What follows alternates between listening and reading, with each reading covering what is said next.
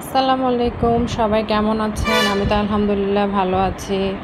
তো আজকে আমি রান্না করব বিরিয়ানি। তো বিরিয়ানি রান্না করার জন্য এখানে আমি 1 কেজি গরুর মাংস নিয়েছি প্রেসার কুকারে। মাংসটি ভালো করে ধুয়ে ছেঁকে নেবেন। তারপর আমি পেঁয়াজ দিয়েছি 6টি। তারপর দিয়ে দিব 2 টেবিল চামচ গরম মশলা গুঁড়া আর 2 টেবিল চামচ মরিচের গুঁড়া। যেহেতু আমরা ঝাল কম খাই তাই কম দিয়েছি, আপনারা চাইলে কাঁচামরিচ বাটাও দিতে পারেন।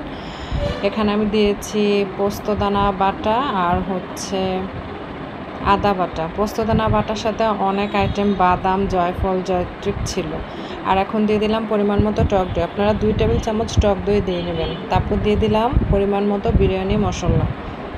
যেহেতু 1 কেজি গরুর মাংসতে 1 কেজি চাল দিয়ে রান্না করা হবে, সেই জন্য আপনারা একটি প্যাকেট মশলার অর্ধেক মশলাটাই এখানে দিবেন রান্নার আগে। তো লবণ দিয়ে দিলাম পরিমাণ মতো। তো আমি এটা ভালো করে মেখে দিয়ে আধা ঘন্টার জন্য রেখে দেব।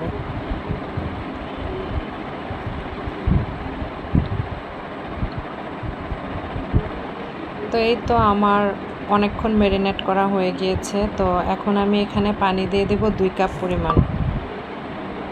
আমি একবারেই চুলায় বসিয়ে দেব। আমি 7টি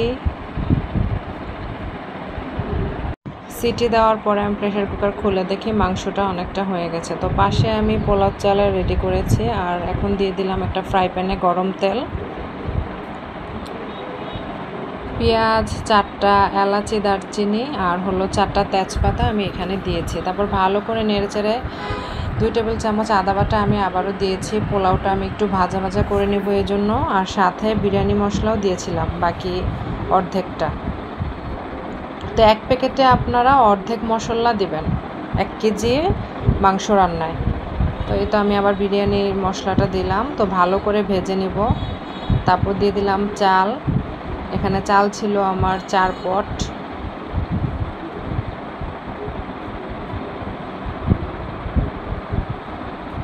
ভালো করে আমি চালটা ভেজে নিচ্ছি। তারপরে এই পর্যায়ে দিয়ে দিলাম গরুর মাংস, যেটা আমি আগে থেকেই রান্না করে রেখেছিলাম।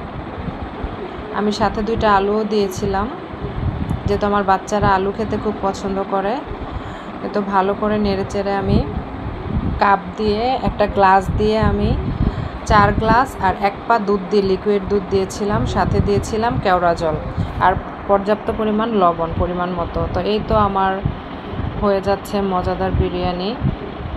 তো আপনারা কে কে বিরিয়ানি পছন্দ করেন অবশ্যই কমেন্ট করে জানাবেন। আর যারা রান্না পারেন না, আমার এই রান্নাটি দেখে নেবেন, তাহলে রান্না শিখে যাবেন।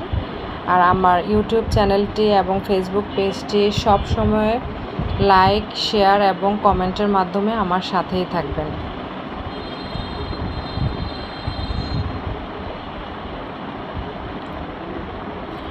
এই তো অবশেষে হয়ে গেল আমার মজাদার বিরিয়ানি। আমি ঢাকনা খুলে এখানে কিছুটা কাঁচামরিচ দিয়ে নেব। 8-10টার মতো কাঁচামরিচ আমি শেষে দিয়ে দিই, তাতে গ্রানটা খুব ভালো থাকে কাঁচামরিচ শেষে দিলে।